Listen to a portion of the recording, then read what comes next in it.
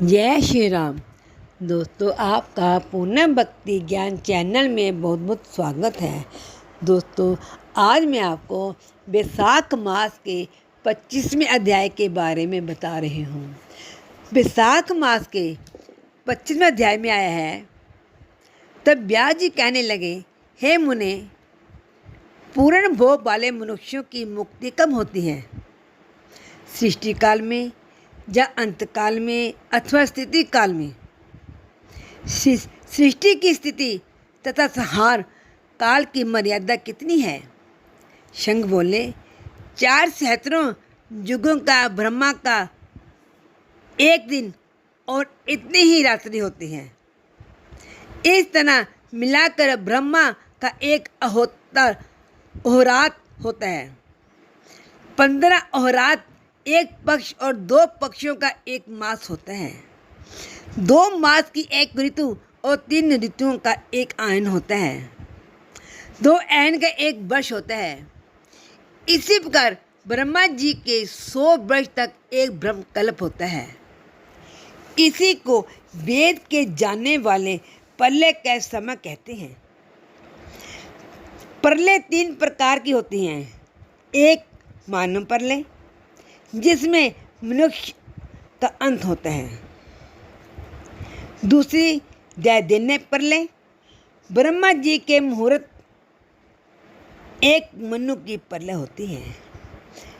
इसी प्रकार जब 14 मनु हो जाते हैं तब एक दैन्य प्रलय होती है। मंथन प्रलय में पृथ्वी, आकाश और पाताल तीनों लोगों की प्रलय हो जाती है। परंतु इस मनवंतर प्रलय में चेतनाएं जीवों का ही नाश होता है, किंतु लोगों के स्वरूप का नाश नहीं होता। केवल उन लोगों को जल पलायनवान हो जाता है। केवल उन लोगों में जल प्लावन हो जाता है। फिर मनवंतर के अंत में चैतन्य जीवों की उत्पत्ति हो जाती है। लेकिन पैंजन प्रलय में लोक और लोकांत का नाश हो जाता है। कहने प्रलय में क्या होता है? लोक और लोकांत का नाश हो जाता है। सिर्फ एक सत्य लोग ही रह जाते हैं। ब्रह्मा जी के शयन करने पर चैतन्य अधिभूतों सहित सबका नाश हो जाता है।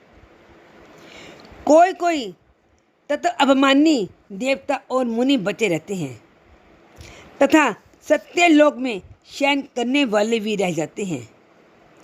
और जो कल्प भर तक सोते रहते हैं, फिर रात्रि के समाप्त होने पर वह ब्रह्मा जी पुनः सृष्टि की रचना करते हैं।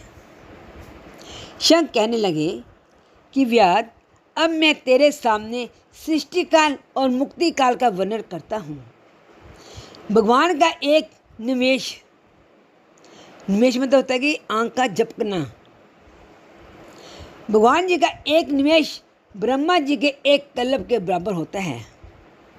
उतना ही समय पलक का खुलना। निमेष के अंत में अपने क्षत्रिय लोगों को अब जीव समूहों को अपने उदर में रखता है।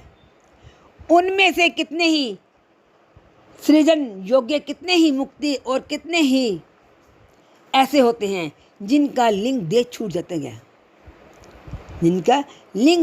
गया है।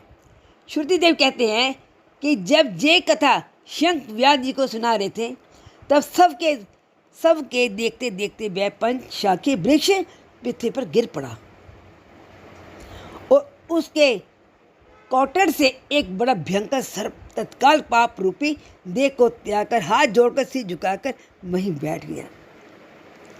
तो ये था 25वें अध्याय का महत्व। जिसने सुना है उसका बहुत बहुत धन्यवाद। इस सुनने मात्र से ही अब कई पाप नाश हो जाते हैं।